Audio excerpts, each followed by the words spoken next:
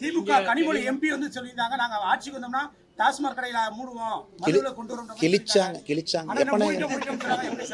அண்ணே கனிமொழி அவர்கள் நல்ல ஒரு மனநிலை மருத்துவரை போய் பார்க்கணும். நல்ல மருத்துவரை போய் பார்க்கணும். அவருக்கு இந்த 15 வருஷம் வீடியோவில் கனிமொழி அக்காவுக்கு போட்டு காட்டணும். இந்த சில படத்தில் பார்த்தீங்கன்னா, ஏதோ ஒரு படத்தில் பார்த்தேன், இந்த காலையில் ஒரு உயிர், நைட்டு ஒரு உயிர். ரெமோ, அம்பியன், அம்பி, அன்னியன் ஒரு கேரக்டர் அப்பப்போ மாறும். அந்த கேரக்டராக கனிமொழி அக்கா மாறிட்டாங்க.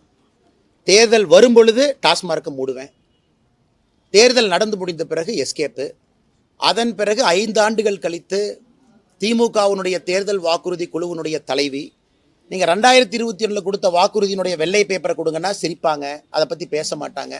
அதனால் கனிமொழி அவர்கள் எப்படி பேசுகிறாங்கன்னே தெரில. அந்நியனாக பேசுகிறாங்களா, அம்பியாக பேசுகிறாங்களா, இல்லை ரெமோவாக பேசுகிறாங்களான்னு தெரியாது. மாறி மாறி பேசக்கூடிய அரசியல்வாதியாக அருமை அக்கா கனிமொழி அவர்கள் இன்று மாறி இருக்கின்றார்.